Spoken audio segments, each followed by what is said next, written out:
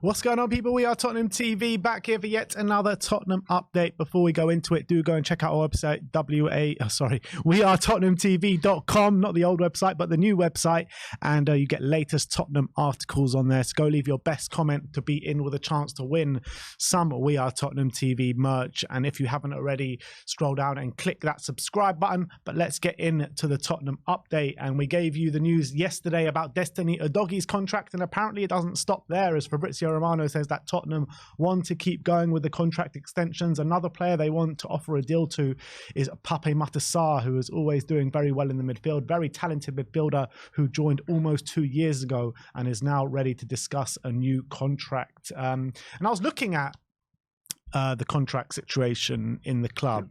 Pape Sarr is the third least or the third smallest earner at the club, and the only two players behind him or below him are Alfie Whiteman and Brandon Austin, which is crazy to think. He's earning 10 grand a week. Someone like Alejo Veliz is more than double him at £25,000 a week. So I think it's only right that Pape Sarr gets that contract ASAP. Yeah, he's become an integral part of the team this season, and he's a regular starter. Even last season, he was putting in some good performances, but obviously wasn't a consistent starter. But now he's shown he's more than Premier League level at this point.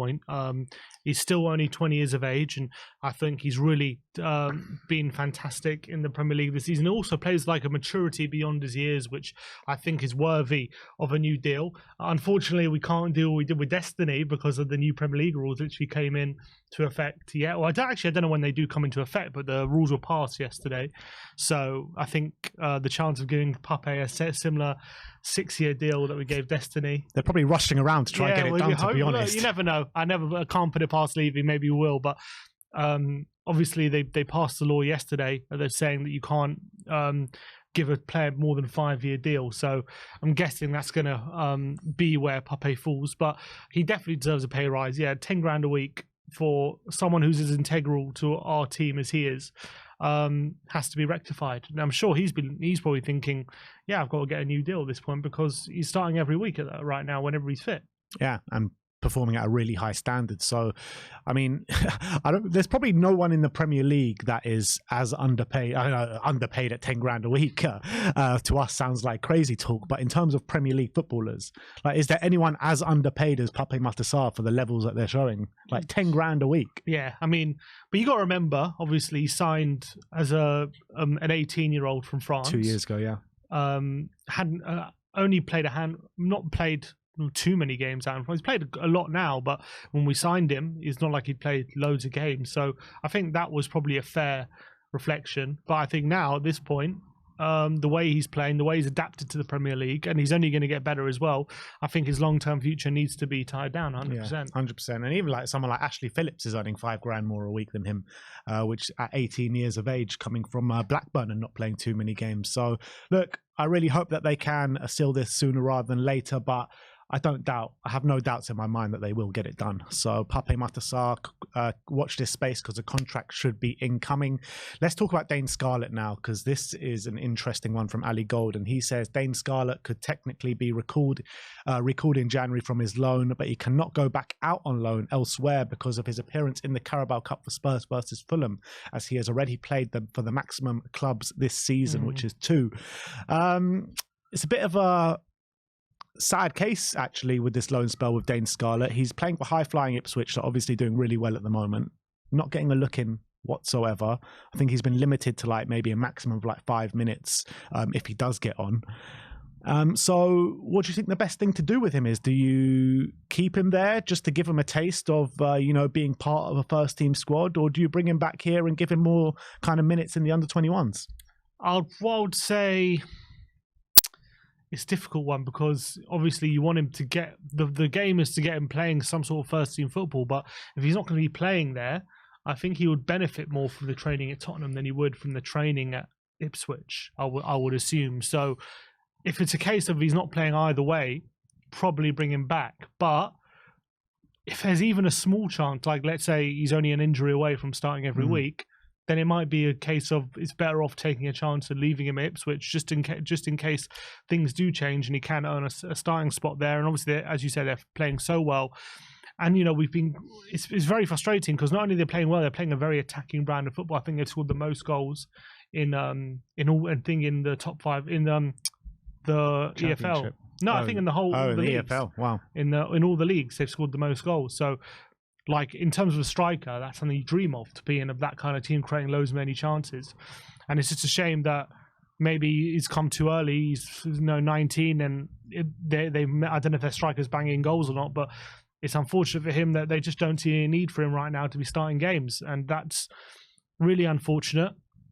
So, like, maybe it's a case of just right club, wrong time kind of thing. I'm not 100% sure.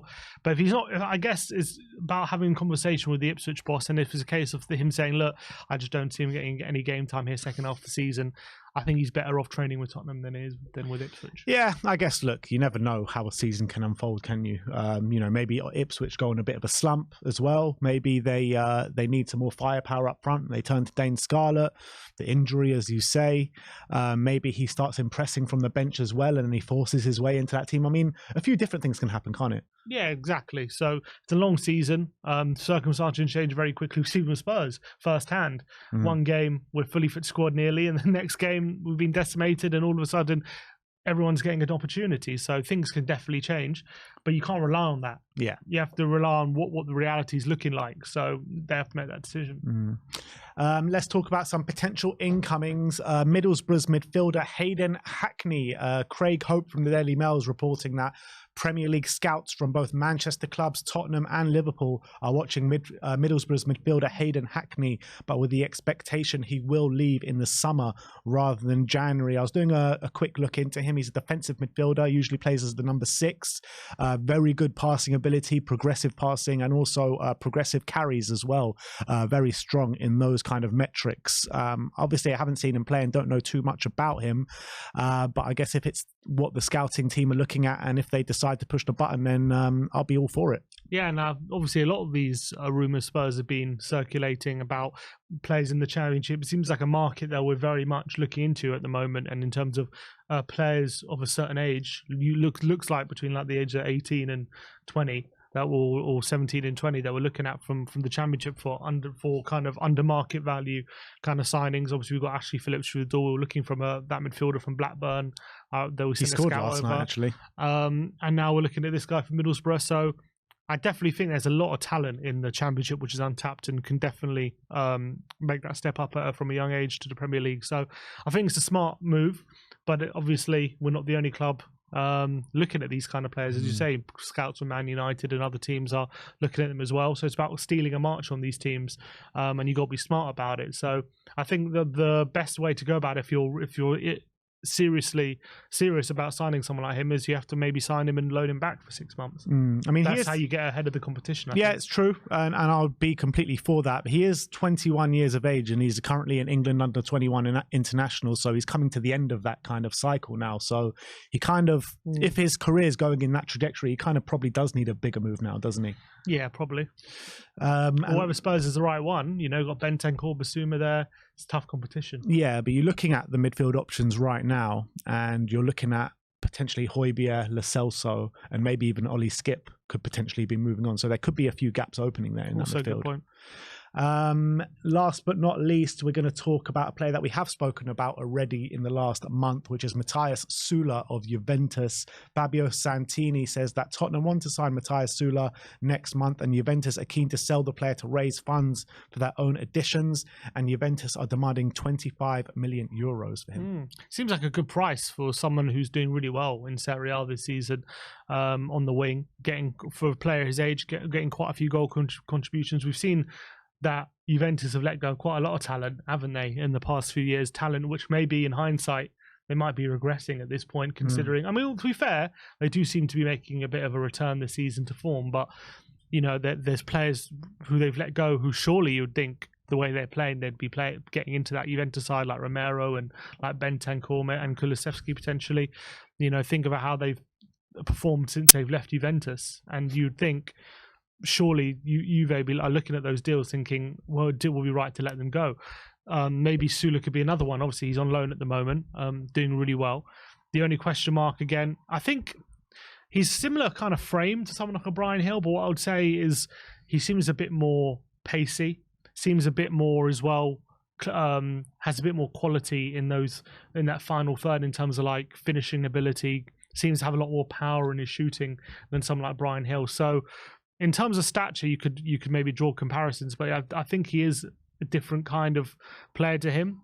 But it's about whether the scouting team deem him ready for a very physical league like the Premier League. It's going to take some adapting if he does come, but he definitely is a winger right now who at his age is showing a large amount of quality in a really tough league like Serie A. It's not an easy league. Yeah. So it'll be interesting to see if we do kind of make that move. And we know that even if Juventus are willing to let him go, it doesn't mean he's a Juventus reject. Because we've seen nothing do well at this point. Well, he is on loan at Frosinone. I think that's how you pronounce it. Let me know in the comments if it's not. But he's played 13 games, 6 goals, 1 assist. His natural position is on the right wing, left footer. Is that something that we need at the moment? I mean, I want to look at more at the left wing more than the right wing. Yeah, it's probably not the priority, but it's about whether Ange thinks he maybe. Look, I would say not a right, because we've got Johnson who's natural there. You've got Kulusevski who can play there. Unless he's saying maybe he wants Kulu in the centre, maybe then there is a spot on the right that could open up. Maybe because he's a left footer, maybe he feels like you could develop him into a left winger. So I think there are a few options. So it's about whether we believe that price for that quality is the right move. Yeah. All right. Well, that is your Tottenham update for today. Let me know in the comment section below your thoughts regarding all the news stories we've talked about today. Once again, do go and visit our website, WeAreTottenhamTV.com for your latest Tottenham articles, and remember to leave a comment on any of the articles to be in with a chance to win some We Are Tottenham TV merchandise. Thank you very much. Like, subscribe and comment, and as always, come on you Spurs.